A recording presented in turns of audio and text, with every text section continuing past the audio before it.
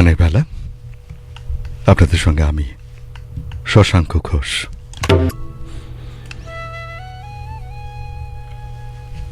ভগবান শ্রী বিষ্ণু গুন্ডিচার মন্দিরে অবস্থান করছেন এই সময়। গতকাল আমরা রথের রশিতে হাত দিয়েছি। সেই ভগবান শ্রী বিষ্ণু যাকে ছাড়া জগন্নাথ মন্দিরে নিজের উপস্থিতি পর্যন্ত কোথাও একটা কম লাগছিল, যতক্ষণ না তিনি আসছেন।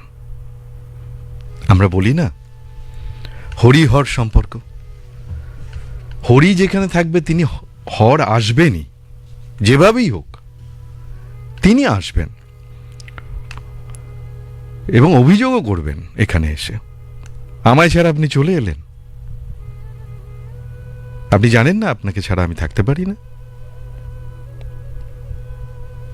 যেখানে হরি সেখানেই হর, দেবাদিদেব মহাদেব। সামনে শ্রাবণ মাস আসছে, তাঁরই তো মাস। আজকে তাঁর মাহাত্ম্য একটুখানি আপনাদের কাছে ব্যাখ্যা করব। অনেক মাহাত্ম্য, কত বলবো আর বলুন, এর তো শেষ নেই। সারা জীবন বলে গেলেও বোধহয় শেষ করতে পারবো না, তবু এই যতটুকু আপনাদের কানে পৌঁছে দেওয়া যায়। দক্ষযজ্ঞ, সেখানে তো দক্ষরাজ নেমন্তন্ন করেনি। শিবের নামে কোনো ভাগও হবে না, যজ্ঞের ভাগ হয়, তার নামে কোনো ভাগ হবে না বলে দিয়েছেন। অসম্ভব রেগে আছে জামাইয়ের উপরে, তাকে অপমান করেছিল। যাই হোক, সেই দক্ষযজ্ঞ শিব এসে তছনছ করে দিল। সতী প্রাণ ত্যাগ করেছেন, তার প্রিয়তমা সতী মৃত্যু হয়েছে। প্রলয় নৃত্য করলেন শিব, প্রলয়, সতীকে কাঁধে নিয়ে। বিষ্ণু দেখলেন ঘোর বিপদ, তিনি সুদর্শন চক্র দিয়ে শরীরটি, নশ্বর শরীর, তাকে টুকরো টুকরো করে দিলেন। 51 টুকরো হলো, এগুলো আপনারা সবাই জানেন। 51 পীঠ তৈরি হলো। এবারে কি হলো? দেবাদিদেব শিব নিজেকে শান্ত করতে হিমালয়ের দুর্গম শৃঙ্গে তপস্যা করতে শুরু করলেন। এদিকে তখন একটা অরাজক অবস্থা, তারকাসুর অসম্ভব বেড়ে উঠেছে। তার সাঙ্গপাঙ্গরা যা খুশি করছে, একে ধরছে, ওকে মারছে, ওকে পাহাড় থেকে ফেলে দিচ্ছে, কোনো বিচার নেই। এইরকম যখন একটা অরাজকতা চলছে তারকাসুরের নেতৃত্বে, সমস্ত দেবতারা ভয়ে ব্রহ্মার কাছে গেলেন, অন্যান্য ঋষিদেরও নিলেন। তখন ব্রহ্মা বললেন, এটা তো আমার বড়ই হয়েছে, কিন্তু উপায় একটা আছে। হ্যাঁ, আমি তো কিছু করতে পারবো না বাবা। হ্যাঁ, শিব বীর্য সমুৎপন্না পুত্রশ্চৈনং হনিষ্যতি, আমি কিছু করতে পারবো না। ওই শিব যদি বিবাহ করেন, হ্যাঁ, তার ঔরসজাত সন্তান একমাত্র তারকাসুরকে বধ করতে পারবে। বুঝতে পেরেছেন? দেবতাদের বললেন, শিব বীর্য সমুৎপন্না পুত্রশ্চৈনং হনিষ্যতি তচ্চৈব দুর্লভং দেবা বিচার্যাইবৎ নিরন্তরম। কাজটা কিন্তু সহজ নয়। যতটা ভাবছেন গেলাম বললাম আর শিব ধ্যান ভঙ্গ করে বিয়ে করতে চললেন, তা কিন্তু নয়, কঠিন ব্যাপার। হ্যাঁ, দেখুন কি করতে পারেন। তো দেবতারা দেখলো তো ব্রহ্মাকে দিয়ে হবে না, তারা ইন্দ্রের কাছে ছুটে গেলেন। দেবরাজ ইন্দ্র, তিনি সমস্তটা শুনলেন আর জানতেনও, চিন্তিত হয়ে পড়লেন। বললেন, হ্যাঁ, একটা উপায় আছে, দাঁড়ান, আমি কামদেবকে ডাকি, কন্দর্পকে। তিনি কন্দর্পকে ডাকলেন। কন্দর্পদেব মানে কামদেব তার স্ত্রী রতির সঙ্গে এসে উপস্থিত হলেন। এসে খুব স্তুতি করলেন, দেবরাজ ইন্দ্রের প্রশংসা করলেন। তারপরে বললেন, হ্যাঁ বলুন, মানে ভাষাটা এরকম, আর বলুন কার সর্বনাশ করতে হবে, মানে এই হচ্ছে কিমতে কারিয়াঙ্কারি শান্তি মই মিত্রে স্থিতে প্রভ। আরে আমি বন্ধু থাকতে আর কোনো কিমতে কারিয়াঙ্কারি শান্তি, কোন কাজটা করতে হবে আর বলুন না। আমি আপনার বন্ধু থাকতে আপনার ওই বজ্র টজ্র দিয়ে কিন্তু হবে না কোনো কিছু। আমি এমন একটা অস্ত্র দেব না, বুঝতে পারবেন। আপনি তো জানেন আমি মহাদেবেরও ধৈর্যচ্যুতি ঘটাতে পারি। এরকম খুব অহংকারের সঙ্গে বলছেন, আমি মহাদেবেরও ধৈর্যচ্যুতি ঘটাতে পারি। আপনি বলুন না কিমতে কারিয়াম কি আছে বলুন। ইন্দ্র বললেন, দাঁড়ান, খুব হাসছেন, হেসে বললেন যে যাও, তুমি এক কাজ করো, ওই মহাদেবেরই মনে তুমি প্রেমের সঞ্চার করো। বলছো সত্যি সত্যি? হ্যাঁ, ওই মহাদেবেরই মনে প্রেমের সঞ্চার করতে হবে, যাতে তিনি কামার্ত হন এবং বিবাহে সম্মত হন। যদি তিনি বিবাহ না করেন তাহলে তার সন্তান উৎপাদন হবে না, আর সন্তান না হলে এই তারকাসুরকে মারা যাবে না, আমরা চলে যাব, আমাদের অস্তিত্ব সংকটে। কামদেব বললেন, আচ্ছা ঠিক আছে। তিনি চলে এলেন। মহাদেব যেখানে তপস্যা করছেন সেখানে বসন্ত এনে দিলেন, হঠাৎ অকাল বসন্ত। হ্যাঁ, মৌমাছি ঘুরে বেড়াচ্ছে, প্রচুর ফুল, পাখি ডাকছে, কোকিল ডাকছে, অদ্ভুত ব্যাপার। এদিকে তপস্যা, ঘোর তপস্যায় রয়েছেন দেবাদিদেব। দেবাদিদেবের চিত্ত বৈকল্য আনার চেষ্টা করছেন, যাতে তিনি চোখ খোলেন, চারিদিকে তাকান, বসন্ত দেখেন এবং ভেতরে একটা ভালোবাসার জন্ম হয়। এদিকে তাকে পার্বতী রোজ ফুল দিয়ে যান, ওই ধ্যানস্থ অবস্থাতেই ফুল দিচ্ছেন, ফল দিচ্ছেন, কিন্তু কাকে দিচ্ছেন তাকানো না, একবারও ঘুরেও তাকান না। রোজই আসেন, রোজই তাকে ফুল দিচ্ছেন, ফল দিচ্ছেন, পুজো করছেন, চলে যাচ্ছেন। আসলে পার্বতী যে তাকে ভালোবাসে, কিন্তু তার কোনো ভ্রুক্ষেপ নেই, কোনো দিকে তাকান না। কিন্তু এই দিনে হঠাৎ করে তিনি তাকালেন। অন্যরকম লাগলো পার্বতীকে, কেমন একটা মোহগ্রস্ত হলেন।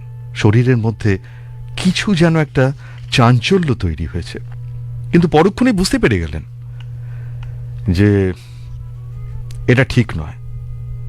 একবার চোখ খুলে চারিদিকে তাকালেন, হঠাৎ দেখলেন দূরে কামদেব আড়ালে দাঁড়িয়ে আছেন। কামদেব ভাবছে আমাকে দেখতে পাচ্ছেন না, দেখছেন তিনি মদন বাণ যাকে বলে সেটা নিক্ষেপ করছেন। প্রচন্ড রেগে গেলেন, প্রচন্ড ভয়ঙ্কর রেগে গেলেন দেবাদিদেব। তার তৃতীয় নেত্র খুলে গেল, আগুন বেরোল। মদনদেব ভস্ম হয়ে গেলেন। এদিকে রতি আছেন। রতি খবর শুনে কাঁদতে কাঁদতে এসে ছেড়ে পড়লেন দেবাদিদেবের পায়ে। আমার কি হবে দেবাদিদেব, আমার কি হবে? আপনি কি করলেন? আমি তো তাকে শরীরে পাচ্ছি না, তাকে অশরীরী করে দিয়েছে, ভস্ম করে দিয়েছে। এদিকে দেবতারাও দেখে এত রেগে গেছেন দেবাদিদেব, তারাও সব ছুটে এসেছেন। এসে একটা মানে দেখবেন এখনকার সময়েও কারণ নামে একটা চালিয়ে দিতে পারলে অনেক শান্তি, মানে ওর নামে দিয়ে দিলাম দোষটা, ব্যাস ওর নামেই ভাববে সবাই। হ্যাঁ, এরকম হয় কিন্তু এখনকার সময়ও দেখবেন বিভিন্ন বক্তব্য খেয়াল করবেন। দেবতারা বলে দিল, আরে বলবেন না, এটা তো আর আমরা করিনি, এটা তারকাসুর করিয়েছে আপনাকে, এটা আমাদের দিক দিয়ে ভাববেন না। তো রতি যখন কাঁদছেন, দেবতারাও বোঝাচ্ছেন যে আপনি একটুখানি দেখুন, এটা তো মানে সত্যি সত্যি একটা মানে গুরুদণ্ড হয়ে গেল, আপনি ওকে ভস্মই করে দিলেন মদনদেবকে। তা দেবাদিদেব বললেন, এখন আর কিছু করা যাবে না, যা হওয়ার হয়ে গেছে। দাপর যুগে কৃষ্ণ রুক্মিণীকে বিয়ে করবে। খেয়াল করুন আপনারা, কামদেব কোথায় যাচ্ছেন। দাপরে কৃষ্ণ রুক্মিণীকে বিয়ে করবেন, বিয়ের পরে তার সন্তান হবে, তার নাম হবে প্রদ্যুম্ন, সেই হবে এই কন্দর্পদেব। ওইখানে সে শরীর পাবে। ততদিন কন্দর্প অশরীরই থাকবে। আপনি দেখবেন কামদেব যিনি, তাকে আপনি দেখতে পাবেন না, শরীরে অনুভব করা যায়, অর্থাৎ তিনি অশরীরী। রতি কিন্তু তাতেই খুশি হলেন।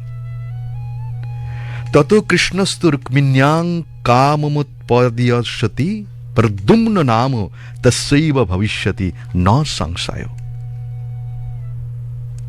প্রদ্যুম্ন নামে কৃষ্ণের পুত্র হবে রুক্মিণীর সঙ্গে, সেই একমাত্র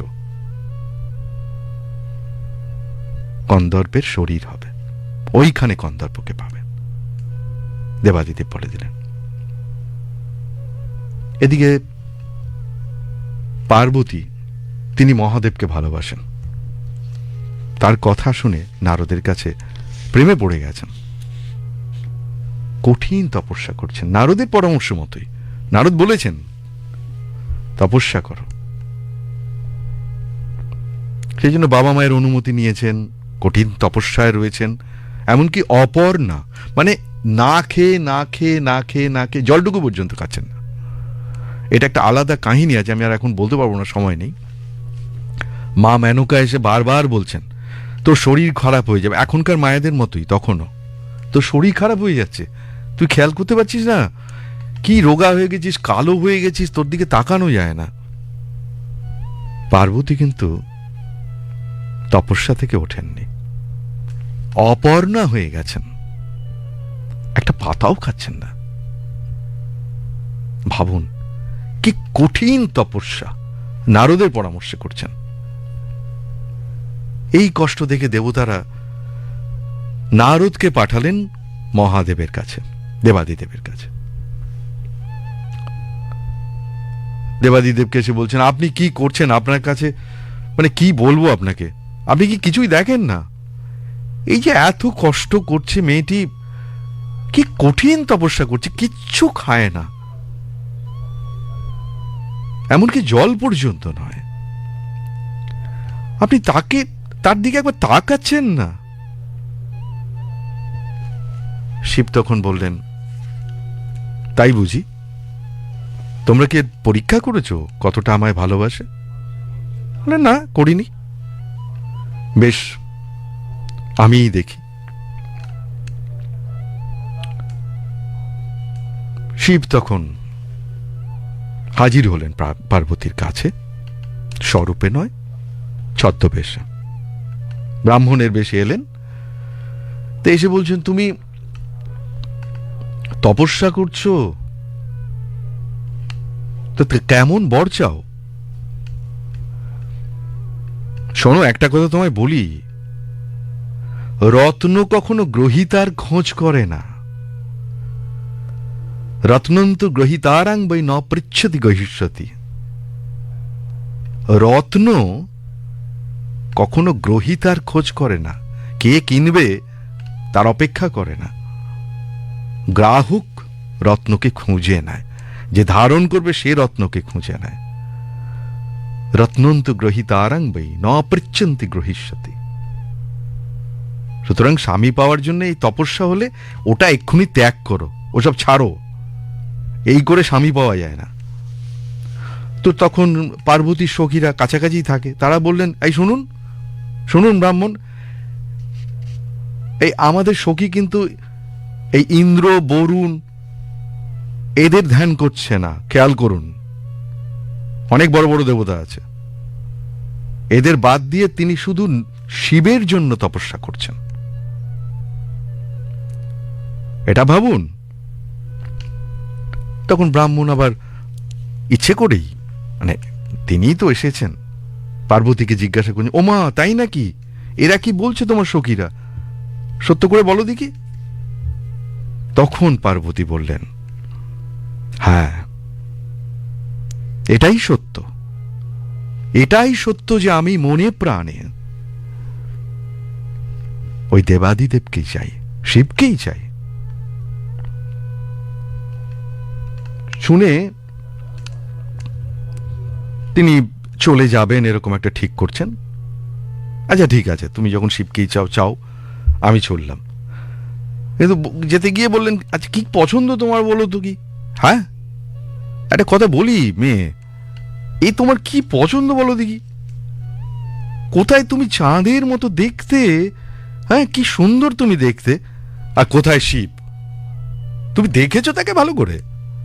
5-5টা মুখ, 3টে চোখ, মাথার মধ্যে জটায় ভর্তি, ছাই বস্য সারা গায়ে, হাতির চামড়া গায়ে, গলায় সাপ ঝুলছে, ভূতপ্রেত সঙ্গে নিয়ে ঘোরে, ভিক্ষে ভিক্ষে করে, সারা বাড়িতে ভিক্ষে করে, সব বাড়িতে, আর শিঙে বাজায়, আর একটা ষাঁড় আছে নন্দী, তার পিঠে করে ঘুরে বেড়ায়, গাল বাজাচ্ছে। হ্যাঁ কি বলো তুমি? হ্যাঁ এটা কি তোমার সঙ্গে মানায়? তুমি কি একবারও ভেবেছো? যেতে যেতে হঠাৎ করে শিঙা বাজিয়ে দিল, একবার গাল বাজিয়ে দিল, কচ ঢক্কাময় শব্দ গল্ল নাদ কচাপি। এ কি করছো? গাল বাজায়, এটা কোনো মানে আমাদের ভাষায় এটা কোনো ভদ্রলোকের কাজ হলো? এরকম করে বলছেন। 5টা মুখ, 55, 3টে চোখ, আর তুমি কোথায় চাঁদের মতো সুন্দর? ভবত্যাশ্চ শিবসৈব ন যুক্তং রূপমুত্তমম। তোমার সঙ্গে মানায় না, তোমার সঙ্গে মানায় না। জন্মের কোনো ঠিক নেই, কোথায় জন্মেছে, কে জন্ম দিয়েছে, কিছু ঠিক নেই। শ্মশানে থাকে, সারা গলার মধ্যে বিষ ধারণ করে বসে আছে, জাত নেই, কুল নেই, বিদ্যা নেই, দেশাচার নেই, কিচ্ছু নেই। এইসব শুনেই যাচ্ছেন। আরে মুন্ডমালা পরে ঘুরে বেড়ায়। তুমি ত্যাগ করো, ত্যাগ করো, মন থেকে তুমি ত্যাগ করো। হে কন্যে, তুমি এটা ভুলে যাও ওকে। পার্বতী অনেকক্ষণ ধরে শুনলেন, অনেকক্ষণ ধরে কিচ্ছু বলছেন না, চোখ বুজে রয়েছেন। তারপরে চোখ খুললেন রেগে গিয়ে। আপনি তাকে কতটা জানেন? সে নির্গুণ, কিন্তু কারণ ঘটলে তিনি সগুণ। তিনি সব বিদ্যার অধিষ্ঠান। কাকে আপনি বলছেন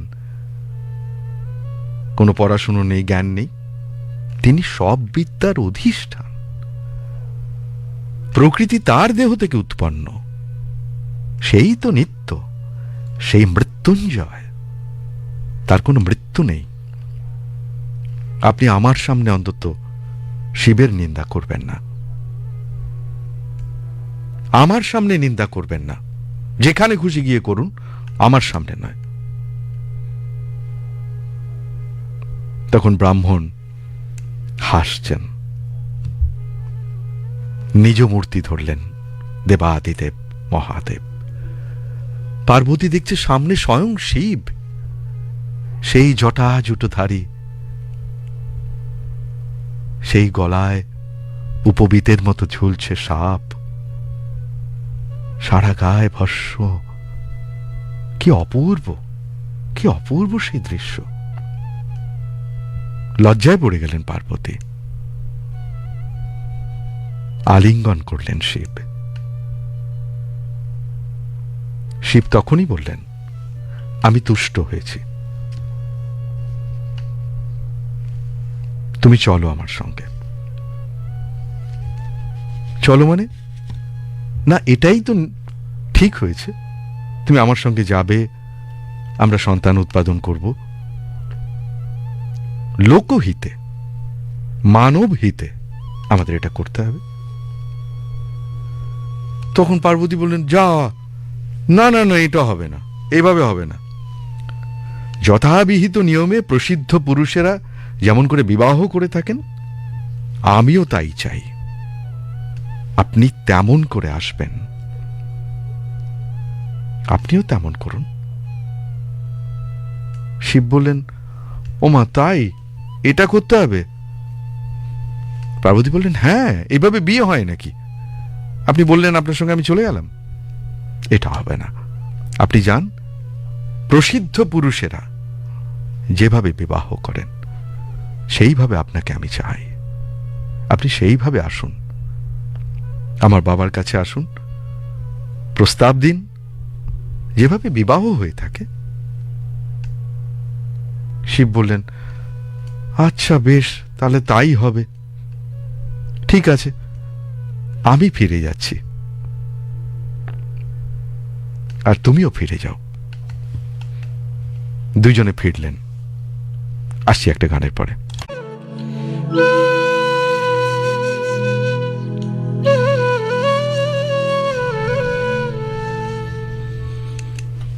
শিব চললেন, পার্বতীও চললেন। কি অসাধারণ বর্ণনা করেছেন শিব পুরাণে। মানে আমি খুব সংক্ষেপে সংক্ষেপে বলছি, খুবই ছেড়ে ছেড়ে বলছি, না বলে শেষ করতে পারবো না। যে শিব এসে সপ্তর্ষিকে খবর দিলেন এবং তারা উপস্থিত হলেন। সপ্তর্ষি স্তব করলেন শিবের। শিব অনেক কথা বললেন। এখন দেখুন, নিজের বিয়ের কথা নিজের মুখে বলতে তো আমাদের যেমন একটু লজ্জা লজ্জা লাগে, দেবতাদেরও লাগে, সেটা আমাদের ধরে নিতে হবে। কিছুদিন বলতে পারছেন না, তো অনেক কথার মধ্যে বলছেন তারকাসুর বড্ড বেড়ে উঠেছে, খুবই বেড়ে উঠেছে। এদিকে সবাই বলছেন যে আমার সন্তান ছাড়া নাকি কেউ বধ করতে পারবে না। তাই দেখুন, আমি ঠিক করেছি যে হ্যাঁ, ওই বিয়েই করব। এই যেই শুনেছেন, এরা তো আনন্দে নাচতে শুরু করেছেন। আর শুনুন, ওই বিয়ে করব, আপনাদের ওই গিরিরাজ আছেন না, আর ওই পত্নী মেনকা, তাদের যে মেয়েটি আছে পার্বতী, ওকেই আমি বিয়ে করব। আমার ইচ্ছের কথা আপনারা জানিয়ে দিন। হিমাচল গৃহে পুত্রী পার্বতী চ গুণান্বিতা, अस्मदर्थ चत्वाং তাত্র প্রার্থনীয় হিমালয়। হিমালয়ের কাছে আপনারা গিয়ে প্রার্থনা করুন। তার স্ত্রী মেনকা আছেন, আমি তাদের কন্যাকে বিয়ে করতে চাই। দেখবেন কাজটা যেন ঠিকঠাক হয়, হ্যাঁ, কোনো গন্ডগোল যেন না হয়। আর এটাও বলবেন, এরা আমার কোনো ব্যাপার না, মানে ওই দেবতাদের হিতের জন্য এটা আমাকে করতে হবে। বুঝুন, হ্যাঁ, এই হচ্ছেন দেবাদিদেব। কি অপূর্ব! বলছেন দেবতাদের হিতের জন্যে শিবপুরাণে লিখছেন, এটা আমাকে করতে হবে। হ্যাঁ, এই বলে রওনা দিলেন সপ্তঋষি। এখন দূর থেকে সপ্তঋষি আসছেন, এটা গিরিরাজ দেখতে পেয়েছেন। ছুটে গিয়ে অন্দরে স্ত্রী মেনকাকে বলছেন, এই দেখো দেখি, 7টা সূর্যের মতো রশ্মি আমার প্রাসাদের দিকে এগিয়ে আসছে। কি ব্যাপার বলো তো, এরা কারা? তো কাছে আসার পর তো বুঝতে পারলেন সপ্তঋষি এসেছেন। তার স্ত্রীকে বললেন, এদের যত্ন করো, এদের যত্নার্থী করো, পাদ্যর্ঘ্য দাও। তারা খুব খুশি হলেন, সপ্তঋষিকে খুব যত্ন টত্ন করলেন। বললেন সপ্তঋষিরা যে দেখুন,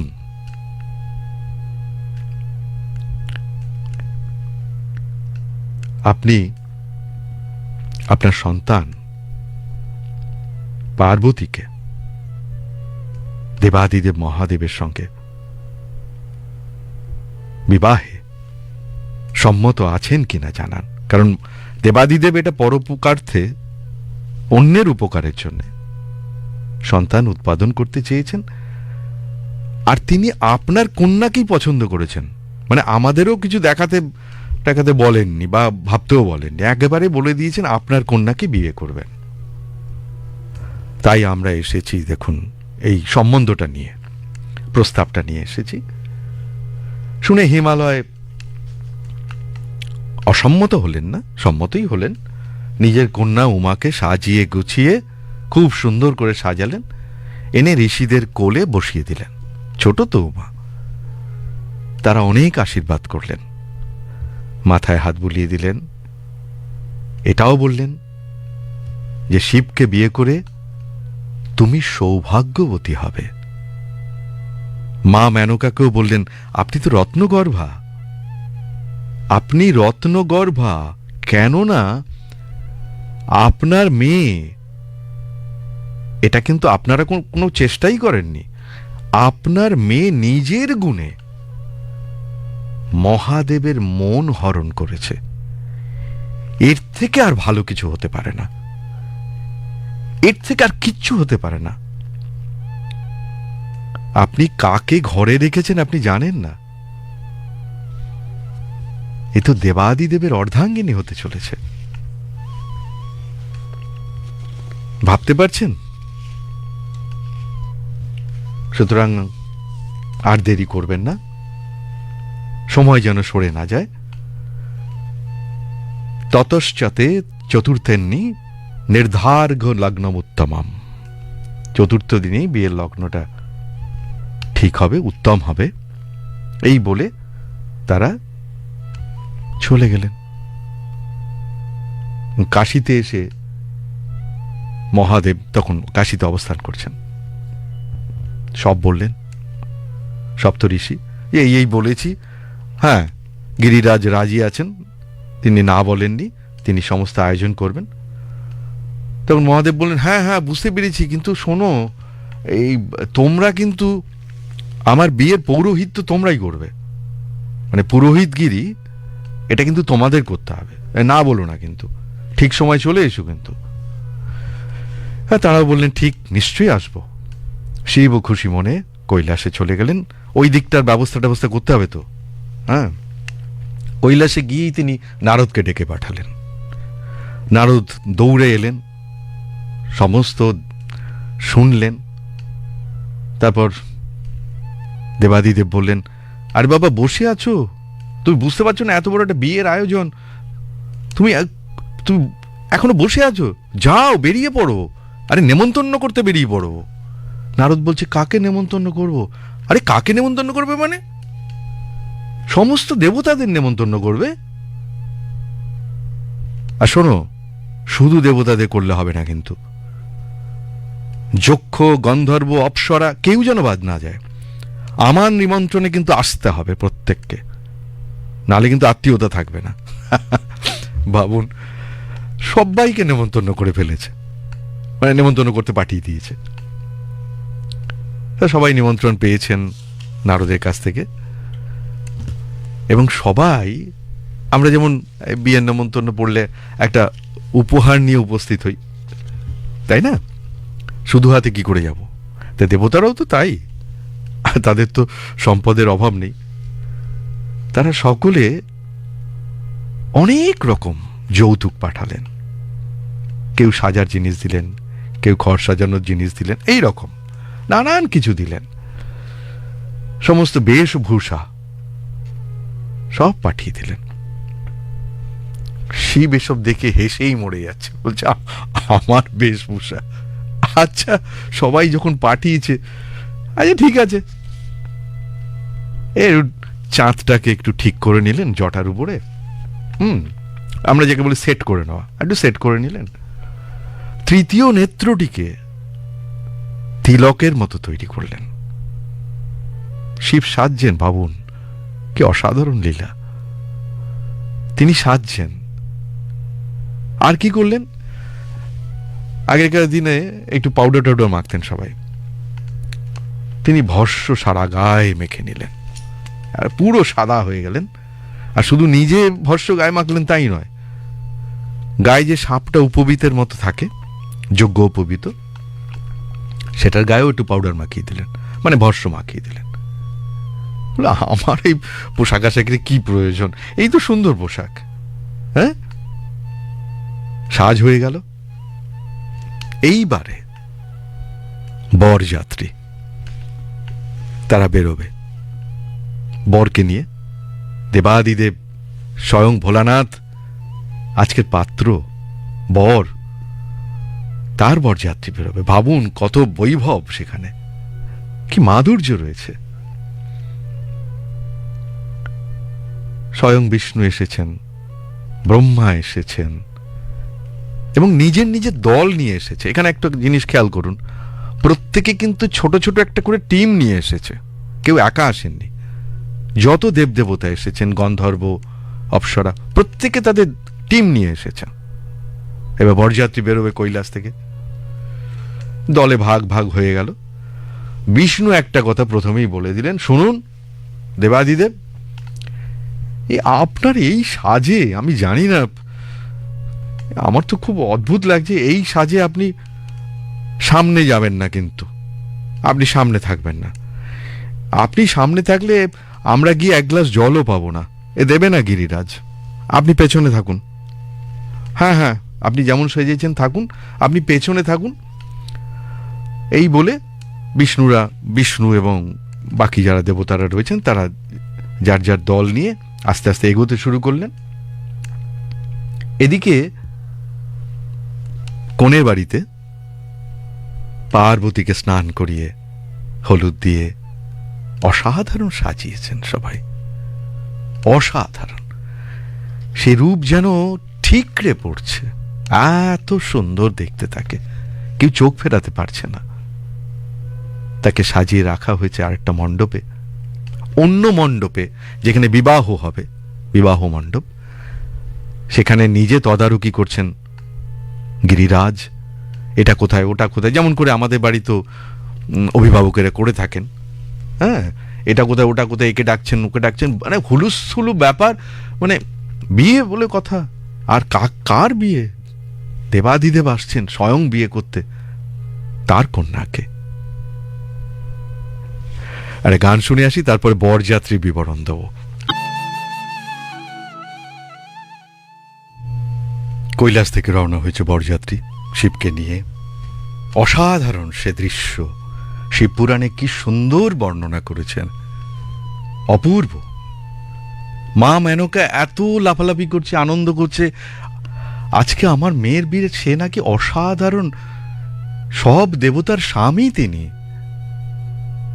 তিনি আসছেন আমার মেয়েকে বিয়ে করতে। সারাদিন ভেবেই তো মানে কুল করতে পারছেন না, কি করবেন। বললে আমি সবাই পরে দেখবে, আমি সবাইকে আগের পেছনে রেখে আমি আগে জামাইকে দেখবো। একটা বায়না ধরলেন গিরিরাজের কাছে। বললেন ঠিক আছে, দেখো তুমি যাও, চলে যাও, ছাদে উঠে যাও। তাই করলেন মা মেনকা।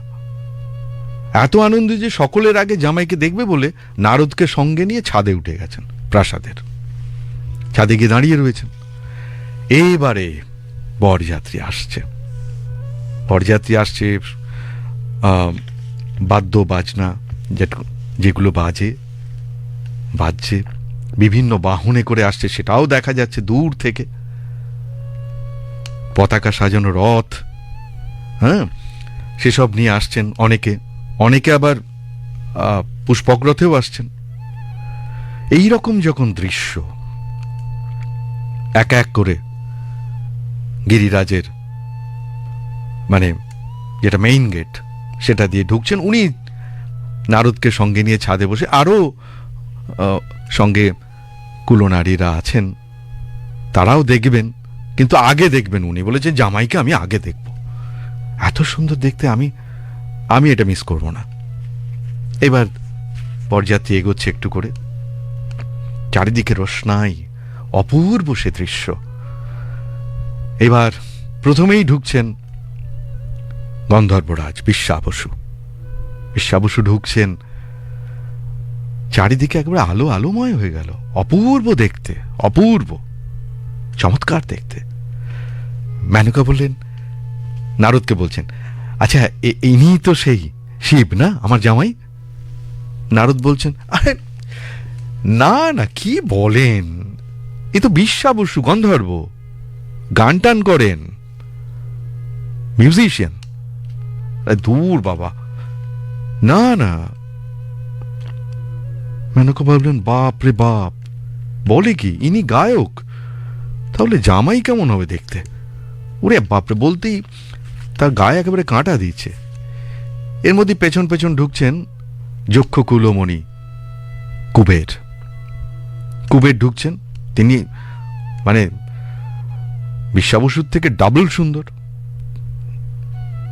দ্বিগুণ তার বৈভব, সারা গায়ে অলংকার, যারা এসছেন তার সঙ্গে প্রত্যেকে ঝলমল করছে, অপূর্ব। মেনকা চোখ ছানা বাড়া হয়ে গেছে, দেখে বলছে ইনি নিশ্চয়ই শিব, ইনি নিশ্চয়ই। হ্যাঁ, বলছে না এটাও নয়, আরে বাবা এ তো কুবের। এরপরে বরুণদেব আসছেন, আমি খুব সংক্ষেপে এগিয়ে যাচ্ছি। বরুণদেব আসছেন, বরুণদেব তার থেকেও সুন্দর, অপূর্ব, রূপের ছটায় চারিদিকে একেবারে ভেসে যাচ্ছে। একে দেখে নারদের মুখের দিকে তাকাতেই নারদ বললেন, মাথা নাড়লেন, না না ইনিও না, ইনি বরুণদেব। নারদের হয়েছে জ্বালা, তাকে ছাড়বেও না, কারণ পরিচয় তো সেই করিয়ে দেবে, কারণ সেই তো মেনকাকে এই পার্বতীকে বলেছে তপস্যা করতে, শিবকে বিয়ে করতে। এরপরে ঢুকছেন ধর্মরাজ, তিনিও অপূর্ব দেখতে, তার শোভাযাত্রাও মানে একজন আরেকজনকে টেক্কা দিচ্ছে, এক একজন শোভাযাত্রা এত সুন্দর সাজিয়েছেন প্রত্যেক দেবতা। বলছে এ নিশ্চয়ই। নারদ বলছে না এও না, উফ দাঁড়ান একটু, অধৈর্য হবেন না মহারানী। এর মধ্যে ইন্দ্র ঢুকছেন, ইন্দ্র সবার থেকে সুন্দর, দেবরাজ ইন্দ্র। নারদ দেখেই, দূর থেকে দেখে তো চিনতে পেরেছেন ইন্দ্র আসছেন। নারদ আগে থেকেই বললেন, দেখুন আপনি কিন্তু ভুল করবেন না, বারবার আপনি আমায় জিজ্ঞাসা করছেন, যিনি আসছেন এবারে ইনি কিন্তু শিব নন, আপনি ভুল করবেন না কিন্তু। তো বলছে কে ইনি, এত সুন্দর দেখতে? ইনি হলেন ইন্দ্র, দেবাদিদেব। ও ইনিও তাহলে নন? না না ইনি নন। এরপরে সূর্যদেব ঢুকছেন, চারিদিক ছটায় ভরে গেছে। সূর্যদেবকে দেখে তো অপূর্ব লাগছে, কিন্তু প্রশ্ন করতে ভয় পাচ্ছেন, ইনিও নন। নারদ পাশ থেকে বলছেন ইনি সূর্যদেব। আর পেছন পেছন দেখুন ওই যে চন্দ্রদেব আসছেন। মেনকা অস্থির হয়ে পড়েছে, বাপ রে বাপ, এত সব সুন্দর সুন্দর বরযাত্রী, হ্যাঁ এরা সবাই এসে যাচ্ছে, আমার জামাই কোথায়? সে কোথায়? সে তো আমাদের দেব, এই সব দেবতাদের স্বামী, তিনি শিব, তাহলে সে কি সুন্দর। এর মধ্যে মধ্যেই চিন্তা করতে করতে ব্রহ্মা ঢুকছেন, মহর্ষি ব্রহ্মা তিনি ঢুকছেন।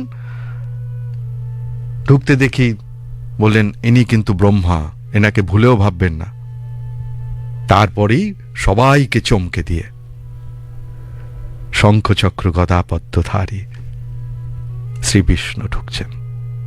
অপূর্ব, চারিদিকে যেন একটা বসন্তের ছোঁয়া লেগে গেল, সবার মনের মধ্যে চাঞ্চল্য তৈরি হয়ে গেল।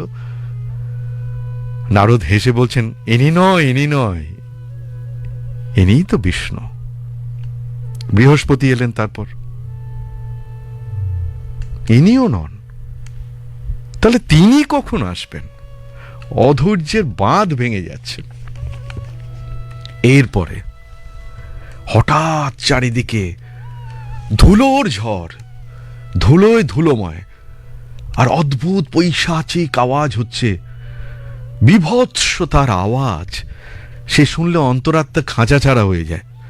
এই রকম ভাবে বিভৎস ভয়ঙ্কর সব শব্দ, আর সেই ধোঁয়া ধুলো সরিয়ে যারা আসছেন তাদের কারো চোখ নেই, কারোর পা নেই, কারোর হাত নেই, চোখের জায়গায় মুখ লাগানো, মুখের জায়গায় চোখ, রক্ত পড়ছে, কারোর হাত নেই, হাতের জায়গায় পা লাগানো, সে এক বিভৎস, কারো কঙ্কালসার দেহ, কারোর শরীরটাই নেই, কেমন ভাবে হেঁটে চলেছে। নারদের দিকে তাকিয়ে মেনকা বলছে এরা কারা, এদের কে নিমন্ত্রণ করেছে? এই ভূত প্রেত ডাকিনী যোগিনী পিশাচেরা, কদাকার রক্তাক্ত খোঁড়া ভয়ঙ্কর, এরা কে? কেউ শিঙা বাজাচ্ছে, কেউ ভস্য ওড়াচ্ছে আবিরের মতো, কেউ ডমরু বাজাচ্ছে, কেউ গাল বাজাচ্ছে, কেউ শিঙা বাজাচ্ছে। এ কি, এরা কারা? ওমা, এ কি? একটা ষাঁড়ের পিঠে, 3 চোখ 5 মাথা, ছাই মাখা, গায়ে সাপ জড়ানো, মাথায় জটা, হাতির চামড়া পড়া, হাতে ধনুক, মুন্ডমালা গলায়। নারদের দিকে তাকিয়ে বললেন, এ কে? কারা আসছে? কাদের নিমন্ত্রণ করা হয়েছে? নারদ আঙুল দিয়ে তাকে দেখালেন মেনকাকে। ওই ষাঁড়ের উপর যিনি বসে আছেন, ওই হলেন শিব, ওই আপনার জামাই। উনি আসছেন। দেখার পর আর কিছু বলারই কোনো ক্ষমতা রইল না। মেনকা অজ্ঞান হয়ে পড়ে গেলেন, ঠাস করে পড়ে গেলেন।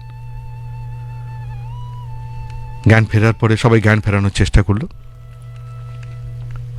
পার্বতীকে গালাগাল দিতে শুরু করলেন, ভয়ঙ্কর গালাগাল।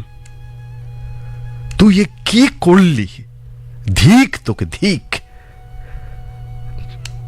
এর থেকে আমি যদি সন্তান উৎপাদন না করে বন্ধা হতাম তাও আমার ভালো ছিল। আমার যদি গর্ভপাত হতো তাও ভালো হতো। আমি কোন সন্তান জন্ম দিয়েছি? এ কাকে স্বামী হিসেবে নিয়ে এসছে? ধিক তোকে, ধিক। নারদকে গালাগাল দেওয়া শুরু করলো, কারণ নারদই বলেছিল তপস্যা করে শিবকে নিতে। আর ওই ঋষিগুলো কোথায়? ওই সপ্ত ঋষি কথা বলছে, ওই ঋষিগুলো কোথায় গেল? ওদের দাঁড়িয়ে আমি উপরে টেনে ছিঁড়ে দেবো। ঠিক এই কথাগুলোই লেখা আছে শিবপুরাণে। আমি কেন বন্ধা হলাম না? আমি কেন এমন মেয়ের জন্ম দিলাম? হায় হায় হায়, আমার কেন মৃত্যু হলো না? নারদ একটু বলতে চাইলেন, বোঝাতে চেষ্টা করলেন, এটা ওর আসল সাজ নয়, দাঁড়ান দাঁড়ান। নারদকে এই মারে তো সেই মারে। নারদ ভয়তে চলে গেলেন।